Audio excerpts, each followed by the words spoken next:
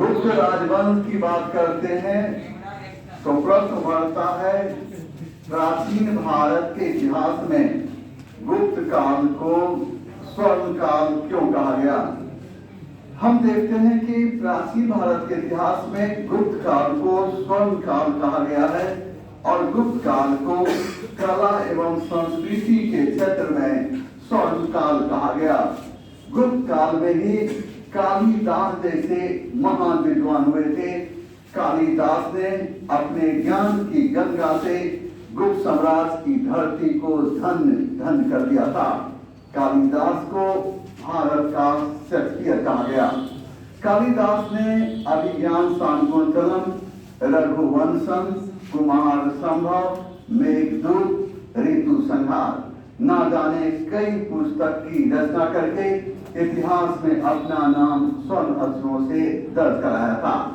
कालिदास की जब हम बात करते हैं तो गुप्त काल में ही विष्णु गुप्त काल में ही हम देखते क्या है, कालिदास की रचना अभिज्ञान शाकुंतलम भारत की पहली ऐसी रचना मानी जाती है जिसका सर्वप्रथम किसी विदेशी भाषा में अनुवाद किया गया था।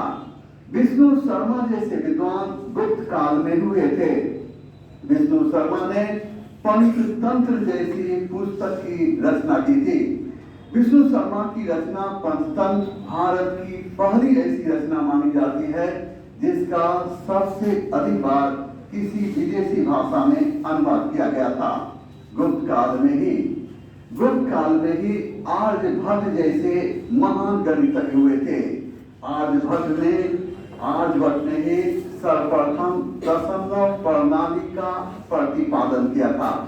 आर्यभट्ट ने ही सर्वप्रथम चंद्र ग्रहण एवं सूर्य ग्रहण के वास्तविक कारणों पर प्रकाश डाला था। आर्यभट्ट ने आर्यभट्टियम एवं सूर्य सिद्धांत जैसी पुस्तक की रचना करके इतिहास में अपना नाम स्वर्ण अक्षरों से दर्ज कराया था। ब्रह्मगुप्त जैसे विद्वान गुप्त काल में हुए थे।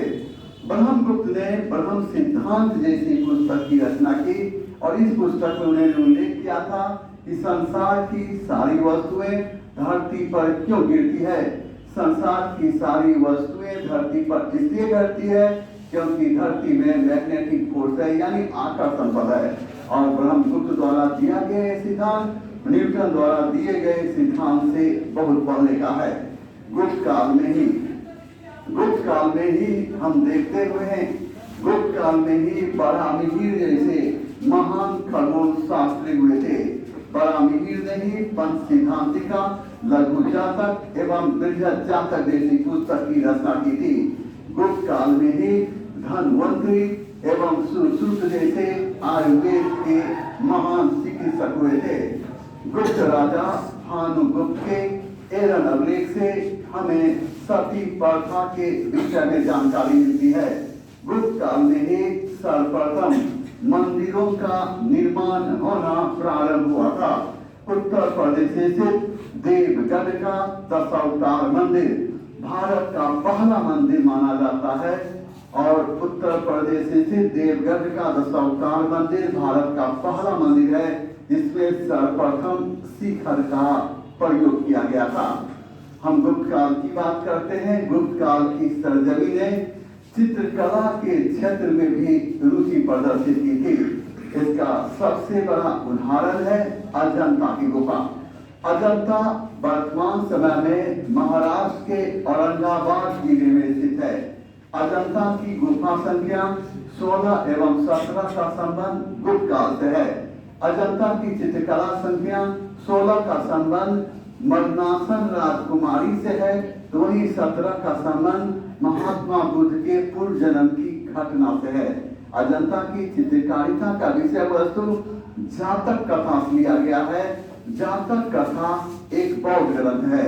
इसमें महात्मा बुद्ध के पूर्व जन्म की घटना के विषय में जानकारी मिलती है। अजंता की चित्रकारिता का संबंध महायान धर्म से है। गुप्त कालीन अभिलेखों में सोना के सिक्के को दिनार कहा गया, तो वहीं पर चांदी के सिक्के को रूपक या रुपया कहा गया।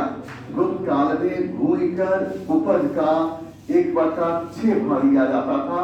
गुप्त काल में निम्नलिखित प्रकार के भूमि होते थे। नंबर 1, क्षेत्र भूमि वैसे भूमि कहा गया जो भूमि कृषि योग्य होती थी।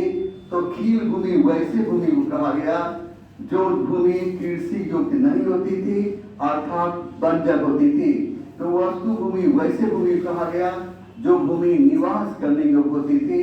तो अपरहत भूमि वैसे भूमि कहा गया जो भूमि जंगली होती थी। फिर हम आगे बढ़ेंगे ना।